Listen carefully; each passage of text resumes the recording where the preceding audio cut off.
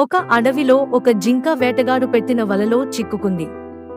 తనను వలలో బిగుతుగా పట్టేసింది. జింక భయంతో కదలలేకపోయింది. అప్పుడే అక్కడ ఒక మనిషి ఆ దారిలోకి వస్తున్నాడు. జింక అతనిని చూసి ఇలా అంది, అన్నా, దయచేసి నన్ను విడిపించు. నాకు ఒక చిన్న పిల్ల ఉంది. ఆ బిడ్డ ఆకలితో ఉంది. ఒకసారి నా పిల్లకి పాలు ఇచ్చి వస్తాను.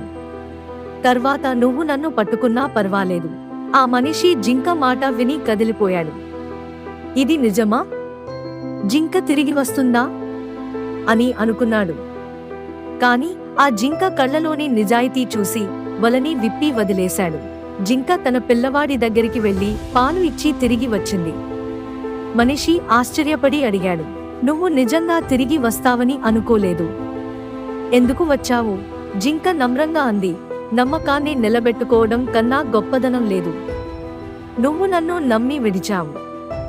నీ నమ్మకాన్ని వమ్ము చేయలేను. ఆ మనిషి జింక నిజాయితీ చూసి గుండె తట్టిల్లిపోయింది. అతను జింకను వదిలి ఇక వేట చేయకూడదని నిర్ణయించుకున్నాడు.